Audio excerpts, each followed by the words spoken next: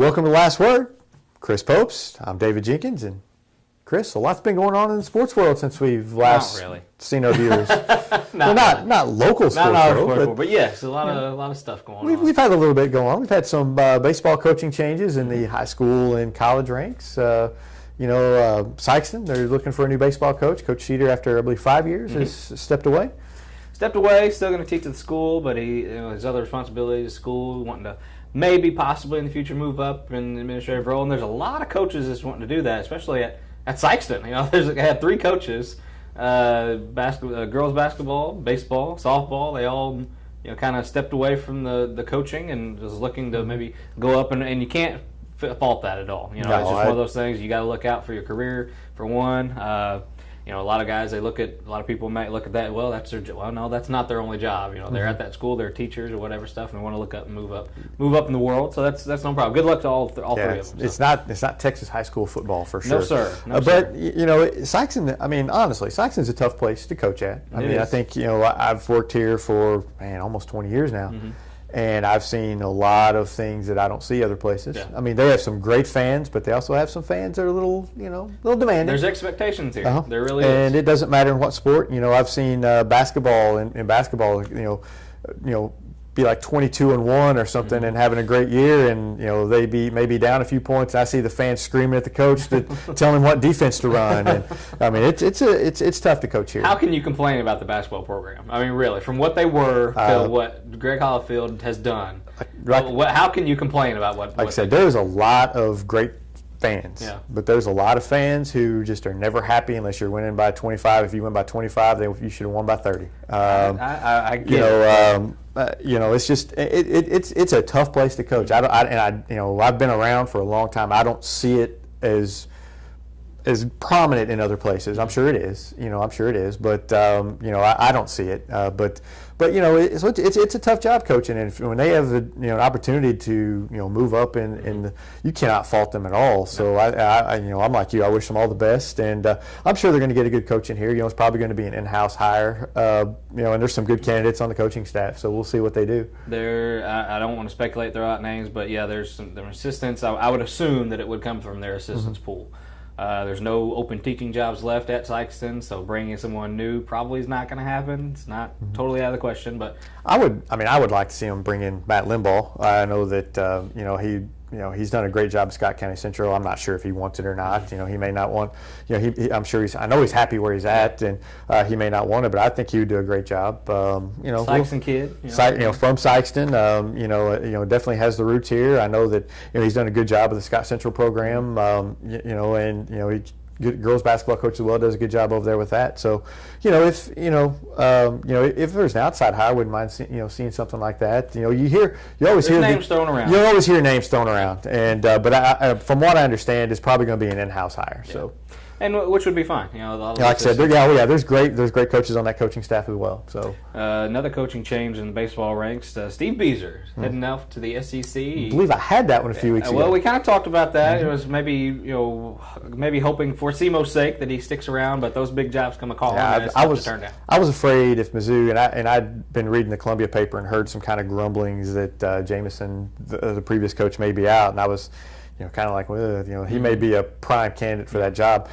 From me, I don't know if Mizzou is a good job to have. Whenever they went to the SEC, I thought, well, you can compete in football and basketball. I was wrong on that one. But I thought baseball was the one sport that they just wouldn't be able to compete in. They just didn't have the facilities. They didn't have, they don't have the weather. Everybody else in the SEC, they've got great weather all during the year. Missouri's still, freezing cold with snow on the ground.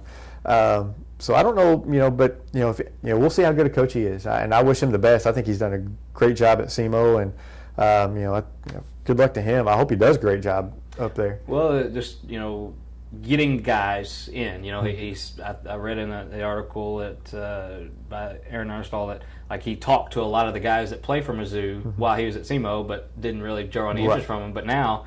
It gives them an opportunity. Gives them a podium. Mm-hmm. It gives them a stage to kind of say, hey, I'm in the SEC. Mm-hmm. Let's go, we'll see how this goes. And I for one, I think he's going to do a pretty good job. I'm not looking maybe at World Series type deal, but just keep them. We won't embarrass them at all. When they were in the Big 12, they almost made it to the World Yeah. Series. They made it to the Super Regional when Sikeston Jacob Priday was on the team. They do have that ability to come. They've had Max Scherzer and Ian Kinsler, and they've had a lot of good talent.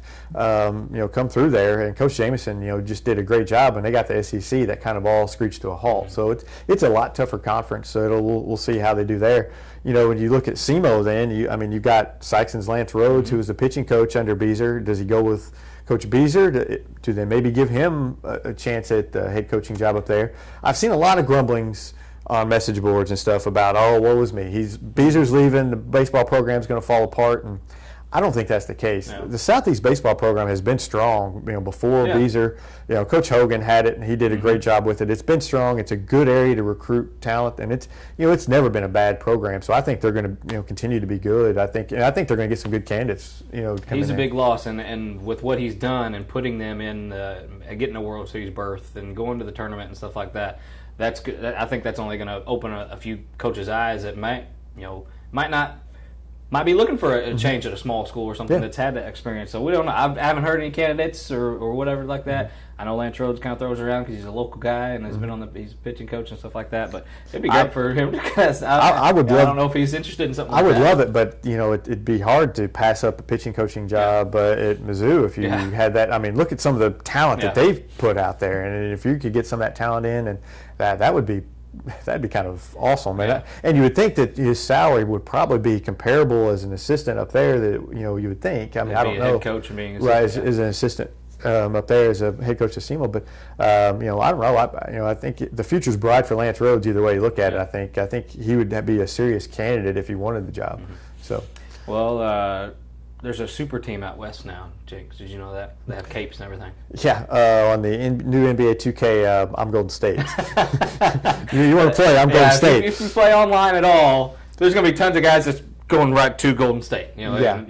Like basketball-wise, it couldn't be a better move for Kevin Durant. I think it fits his style. It gives, obviously, the Warriors another go-to guy other than Steph and Draymond and Clay and everyone else they have. Iguodala. Yeah, but it gives him kind of that he's just he's just a skill guy that a lot of haven't seen a lot. He's like 7 foot and can shoot and do everything else. Personally, I don't like the move. I think that he kind of dodged the challenge of beating the Warriors, and when he was 48 minutes away from beating this team, and he goes and joins them. That's just 48 minutes away from a team that improved over the year because they got the guy from Orlando, Oladipo. Yeah, that's his name. They got him who's just going to make them better and gives them a third scoring option. Right. I was kind of surprised. Back I grew up in the NBA with Larry Bird, Magic Johnson, Michael Jordan, Isaiah Thomas, and they were rivals with each other. They didn't sign up to join with someone else, and I blame LeBron. LeBron, kind of started this whole ordeal. But looking at that move now, I know he was just run through the coals with that move. You kind of looking back, you kind of understand why he did it because he was the only guy there in Cleveland, and they didn't really show that they were going to give him pieces. I never faulted his move to Miami. The way he did it. It's the way he did it. And I'm taking my talents to South, and then the 5, 6, 7. That kind of made you want to root against him a little bit. As far as him going down there, I was never, I never thought they were the super team that people thought they were with him and Wade and Bosch. I thought they were going to be good, but I didn't think they were going to be just a super team. I think Golden State may be a super team. They just have one option after another, and Durant has shown that he can share the ball and doesn't have to score, unless it comes late and he just jacks up something. Well, that's when you pull him out of the game because you can afford to pull him out of the game. If he does that, just Steve Kerr can just yank him out of the game, sit him on the bench, and say, "Watch what you should be doing." And I think I think that would teach him real quick. I think honestly, I think they need a big man. I know they signed David West. I think they need a big man, but there may be a lot of guys willing to play for the league minimum just to play on that team. And David West, he took a cut to go to the Spurs, and I don't know the extent of his contract, but I would think he would do the same to go to the Warriors because he wants the ring as well. And a lot of that is you're ring chasing, and I know that's what a lot of these moves are. Is you want a ring, you want a championship, but in Kevin Durant's case, to me, your whole career and how you handle situations and stuff like that means more to me than winning a championship. And he just kind of took a hit in my mind going and joining the Warriors just to chase a ring. I agree, but you can't. I mean, I can't fault him because I like to win as much as anybody. Oh, yeah. It's about winning, and I know a lot is placed on it. I still think if he stays with Oklahoma City, I still think they have. I would still almost put them as the favorites. If he stays to Oklahoma City, maybe if not the favorites, they're 1A, 1B. Because it gives losing to them up 3-1, right. Losing to them, you give it a little extra motivation. You right. want that competitive drive comes in. You want to beat them next year, right? But he didn't do that, and it completely changes, and it gives you a good rivalry. And I was happy because I was happy thinking he would stay at Oklahoma City because I'm a Memphis fan, and they signed Conley and Chandler Parsons. I'm like, well, hey, we got the playoffs. We might be able to pull an upset or two here. Not now. Forget that. Yeah, and I hear a lot of people say, it's bad for the NBA to have these super teams. No, it's not. It's not bad at all because people are going to tune in to watch those games no matter what. The only problem is I think you can only be on national TV so many times as a team. Everybody's going to want to see Golden State every time they play, and you can only be on TV so many times. So I think that's Well, it seemed like Golden State was on TV all the time last season. I think there's 18. I think I remember hearing there was like 18 dates that you can be on TV. Well, they were on national TV, and then I think you have other. I think other special games are part of it. They were on a full 18, maybe more. Because it seemed like every time you turn around, they were on TNT or something like that, which was fun. They're just fun to watch, and Adam Durant's going to make them that much more fun. But yeah, and I know people are just handing the title now. They got to get. There's still this guy named LeBron James still out there with Cleveland. Yeah, who's about ready to get Dwayne Wade. Who might get Dwayne Wade. Yeah. So there's still that team. There's still a guy like Kyrie Irving and Kevin Love and guys like that to go with them. And it's going to be fun come this time next year to see what all. Maybe the playoffs will be better than they were this year because you wait 6 months for the final Game 7, and it delivered. Game 7 delivered, but you have to wait 6 months to get to it. And if the playoffs just last forever and ever and blowout after blowout, they were blowouts. It wasn't a very fun playoff series, and it was terrible. With the rivalries, and that's what's lost is you don't have the rivalry, the heated rivalries usually. Now the Warriors and Cavs, you can maybe see them as a rivalry now just because they played in the championship, but you don't have that within the conference. But you look at that Western Conference. I mean, those teams are just getting stronger. The Mavericks are getting stronger. The Jazz are getting stronger. Oklahoma City they dropped off a little bit, but can anybody challenge Golden State in that Western Conference? The Thunder could. They could have, but I don't think so anymore. Russell, to me, he's going to get 40 and 20. And when Kevin Durant had those injuries, I don't know they had, Ibaka was still there. He's not there anymore. They're changing. But when Kevin Durant was off the floor, he led them to win. Russell Westbrook is your MVP next year. I'm just going to throw that. Got a shot. He's going to be the MVP. If he stays healthy, he's going to be that MVP because he's going to average about 40 points a game. He's going to. It's going to be tough for anybody on the Warriors to do it because they're going to play with 2 basketballs out there now, maybe 3, just to have the shots. They're going to.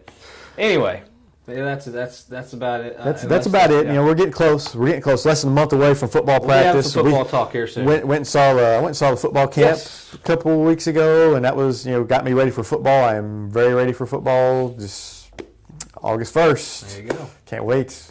Let's do it, man. Yeah, we'll be talking some football. We'll be maybe previewing some teams, and we'll go on our annual on-site, last word of football practice. Talk to maybe a coach or two, and we'll get that taken care of for you. So anyway, we'll see you in a couple weeks on the last word. Stay cool.